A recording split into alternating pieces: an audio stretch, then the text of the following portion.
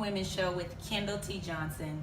I have my amazing guest here, Miss Natalie Jones, and she's the author of How to Walk a Tightrope in High Heels and Whatsoever Speaks. So the topic of this show derived from some of my experiences that I've had. I've learned through my own experiences that we as grown women sometimes still have childlike tendencies if we don't deal head on with our issues. So Miss Natalie, if you will, share with us a little bit about your childhood and some things that you experienced as growing up. Well, okay. I grew up in Orlando, Pine Hills community. If anybody knows about Pine Hills, they call it Crime Hills. But it wasn't the best neighborhood, but I grew up in the church. Okay. So my parents kept me so busy. I was in church 4 nights a week. I didn't want to be, but I was in church 4 nights a week. So I spent a lot of time with older folks. I was the only child, so I didn't spend a lot of time with people my age. I spent a lot of time with older folks and in church. So when it came to relating to girls and just my peers, it was a little difficult. I was awkward, and I didn't feel like I fit in. So I ended up having sort of like a low self-esteem. Okay. And I struggled with that, just trying to find out who I was. And I was approval seeking. So because I was never really around my peers, when I got around them, I was like, they gotta like me. You know, whatever I have to do, they have to like me. And that, from what you talked about before, I mean, it spilled over to my adulthood because I became this perfectionist. It's like everything has to be perfect, or I can't do it. Right. And I didn't know that that was rooted in my approval seeking from my childhood. Wow. So what are some of the challenges that you faced? I know you said you couldn't really relate to peers your age. So in a result of that, going into your adulthood, what are some challenges that you faced? Well, I guess I ended up being an introvert because I couldn't relate a lot to my peers, so I did a lot of writing, which is how I ended up writing the books. But I wrote all the time. I got into the arts because that was my way to express what I was feeling on the inside when I couldn't find the words to say it to people. Mm-hmm. So it affected my relationships, all of my relationships, even right now in my marriage, when you have to express how you feel and you're not comfortable with it, and you don't know why you're not comfortable with it, you just don't say anything. It's a problem. It becomes a problem. So I had some challenges in my relationships, and I have very patient friends and family, and I've gotten better over the years, but that caused some issues, just not being able to express how I felt. Right, so communication issues. Yeah. And as I was saying, a lot of times when we are in relationships, even with our girlfriends, we wonder why sometimes we can't get along with certain women, or we're from one relationship to the next. Well, it all stems from childhood. And so if we don't deal with those issues head on, then you will continue to go throughout life dysfunctional. You are always in drama. You can't keep friend girls around. You're from one friend girl to the next friend girl, from one relationship to the next, all because you can't really relate. You can't really act as an adult. You still have those childlike tendencies even as an adult. So when did you finally have that awakening? When did you finally get to that point to where, look, these are my issues, this is what I see, let me deal with myself head on? When did you have that awakening? Well, that awakening came when I embraced my roots, which was the church. And when I went to school, because I went to church so much growing up, when I went away to school to Florida A&M, I was like, I am not going to church at all. Wow. And so I did my little backslide thing. I had a good time doing it. But I brought some. I brought some. We all had a good time. Yeah, I mean, if you're gonna do it, you should have a good time. And so I brought some of that with me into my adult life. And God has a way of pulling you back to where you started. When you commit your life to Him, even if you go astray, He protects you in your foolishness, first of all. And then He will be right there when you're ready to give it up and say, you know what am I doing? I should have been doing it your way. So my awakening was really when I was in a relationship I wasn't supposed to be in. It was not godly at all. It was so ungodly. And I remember we had just kicked it. You know what kicked it means. Right. He was getting ready. He left to go to it was like All-Star Weekend, so he left to go out to the club or whatever. And I was like, I'm good. I'm gonna go to sleep. And God woke me up at 4:00 in the morning. I was having a good sleep because we had just kicked it, so I was knocked out, right? I wake up at 4:00 in the morning, and yeah, I'm gonna be real about this. I woke up at 4:00 in the morning as if somebody shook me up.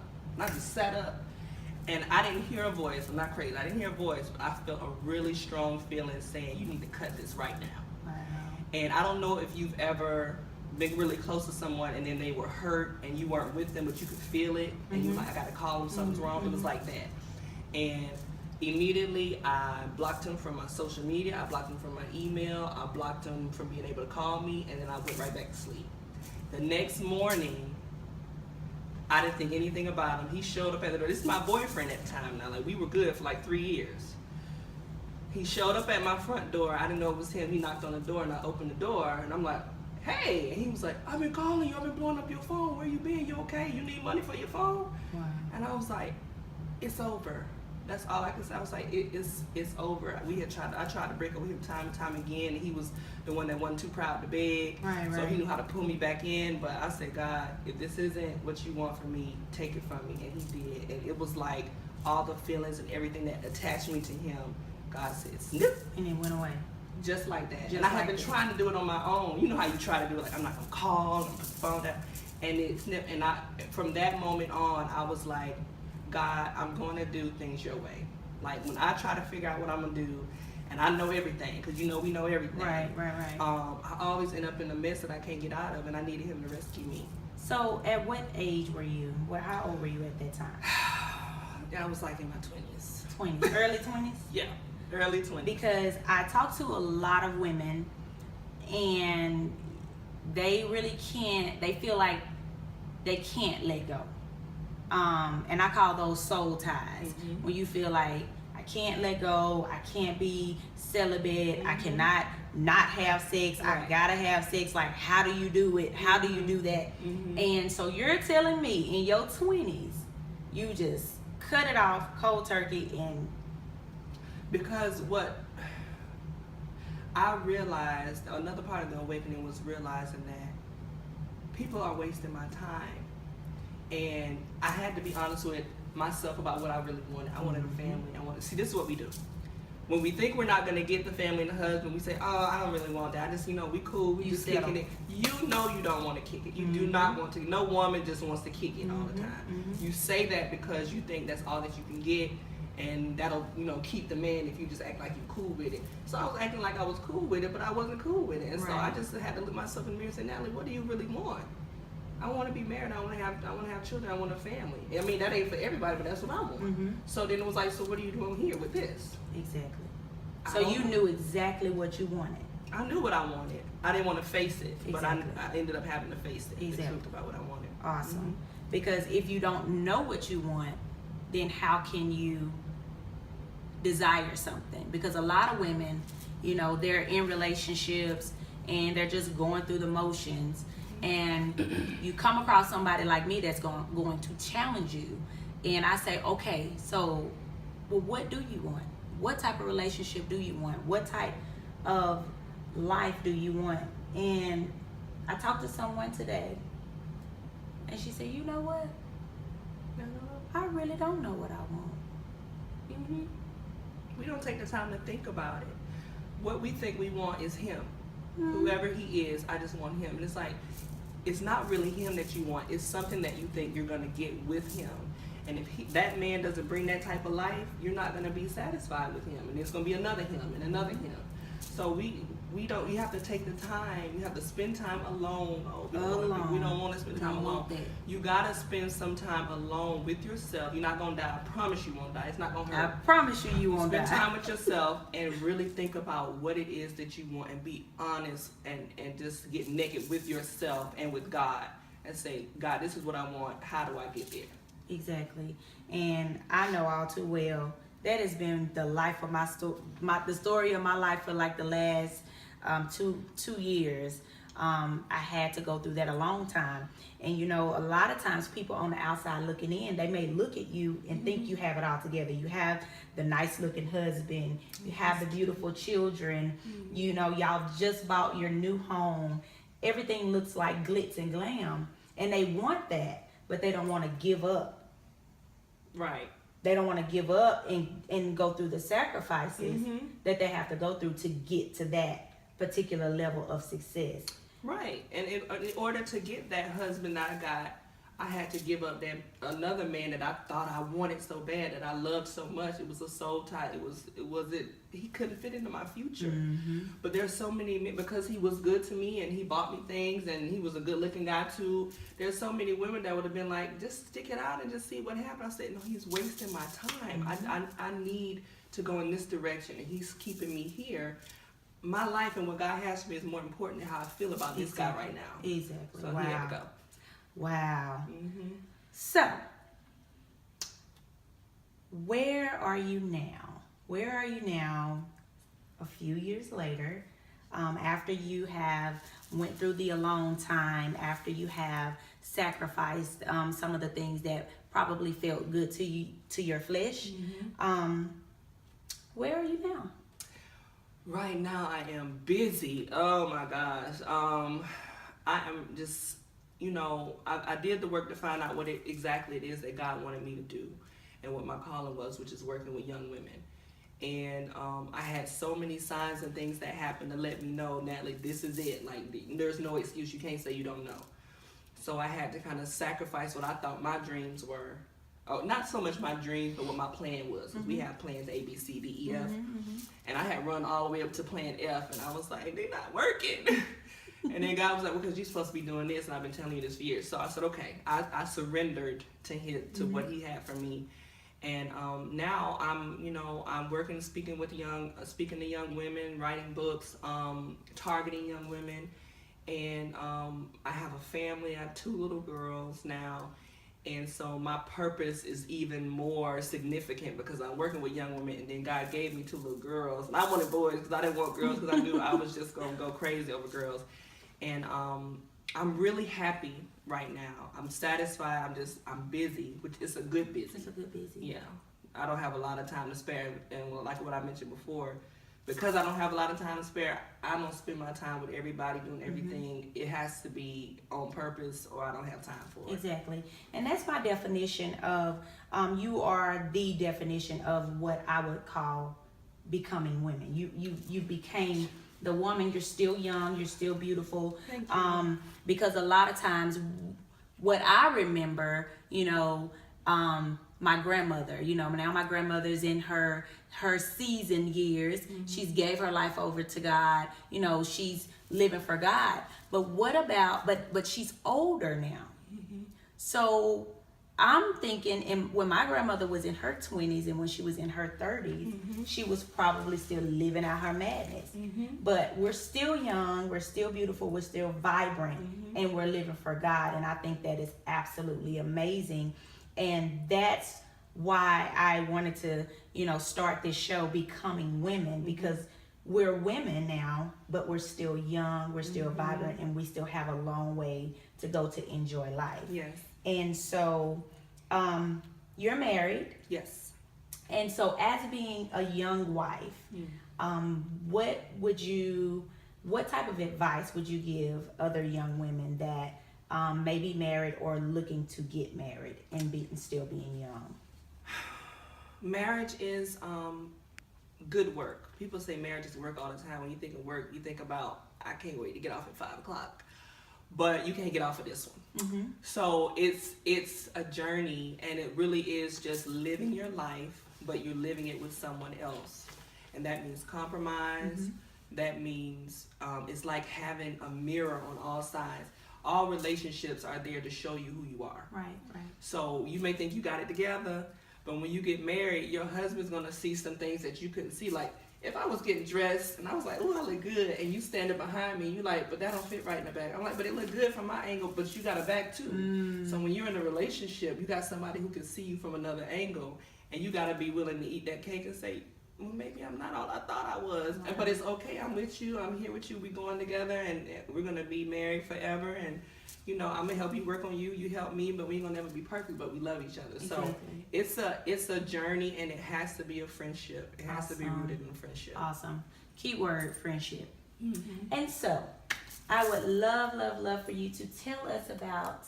Now, we all love high heels. Yes. Honey. If you are a woman, if you are a real woman, honey, you love a bag and some high heels. Right. I am just feeling the cover of this book. And so the book is titled How to Walk a Tightrope in High Heels. Tell us a little bit about that. Well, this book I wrote right after I was coming out of that crazy relationship. And I was trying to find my way through womanhood. I'm in it. I'm in my 20s. I know I'm a woman, but I still felt like I just had so many things going on, so many loose ends I needed to pull together. And so I remember breaking down and crying with it because I was just stressed out. And I was like, I feel like I'm on a tightrope in high heel shoes trying to balance everything. And after I said it, I was like, that sounds like a title to a book. And then I wrote it. And so basically what it is, it's a collection of advice that I've gotten from all of these wise women that I've met in my life. From a little girl, like I said, I was the only child, so I spent time around a bunch of older women. In the beauty shop, my grandmother, who is my best friend, she's been a beautician for 40 years, so I heard all the conversations. I know how it is in the shop. And I'm over here like 8 years old, like, really? That's how it go? So from that age all the way up until now, I just had so many different little nuggets of wisdom, and I put it all in that book. Awesome. Yeah, and it's helped me a lot. So it's a lot of wisdom. Oh yeah, and it's easy to digest because it's not a whole lot of words. It's just like I get straight to the meat and bones, no fluff. Awesome. Well, I am definitely going to get this book and the next book, and I because you can't ever have too much wisdom. You cannot ever have too much wisdom, and so that brings me to my second question about whatsoever speaks. Yes. This is such a fun, this cover is so fun. And when I first saw this on Facebook, I was like, oh my God, that is so cute. And it caught my eye. So what is this book about? Whatsoever Speaks, excuse me, is a book of affirmations. As like I mentioned before, for a long time, I hadn't found my voice. I had all this wisdom that had been poured into me, but I didn't have the courage or the confidence to speak it because I was an introvert. So when you find your voice as a woman, you have something to say, you want to stand up on the soapbox and be like, ah! And that's what the cover looks like. I'm on the cover with my mouth wide open, like, because I have something to say. But it really is just showing the power of words. Our life basically gives us what we call for. So the things that we say, they come to us. Right. Like I got a little girl, Micaiah. When I say, Micaiah, come here, she comes because she heard my voice. Now Avery, who's younger, she hadn't learned yet that if she doesn't come when I call, there are consequences. But like I said, there's an age difference, so the older one knows.